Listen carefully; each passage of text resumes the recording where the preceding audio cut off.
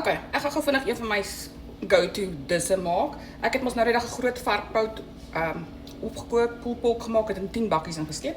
Hierdie is een van ons resepte. Dit is veral 'n lekker snack op Dinsdag. Ons noem dit Taco Tuesdays.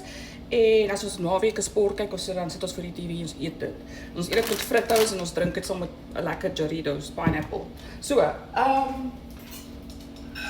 eerste in vir my tacos sit ek aan die onderkant. Ek meng my cilantro en my blaarslaai sommer klaar. Sit ek dit daarin. Dan ek het nou net 'n bietjie warm gemaak vir my pulled pork. Jy kan ook mins gebruik, jy kan hoender gebruik. Ag, enige ding gebruik as jou stapel vleis nou in die taco. En dan 'n ekstra proteïen is natuurlik jou pinto beans. Ons hou van die pinto beans. Hierdie is 'n jalapeno. Hy's nie regtig brand nie. Niks van hierdie kos brand nie, julle. Niks van dit brand nie. Daar gaan die pinto beans in.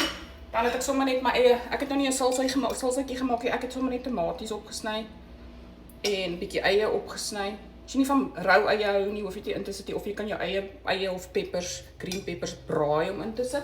Ek het dit sommer nou net so gedoen. Dan jy kan 'n apple opsny vir jou guacamole. Ek koop sommer net die bakkies klaar.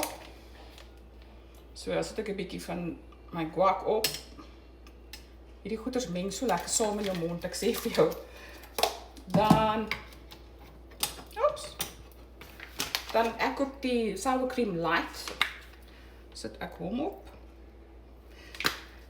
En dan sit ek, ons koop die triple cheeses, so dis 'n mengsel van verskillende kaas.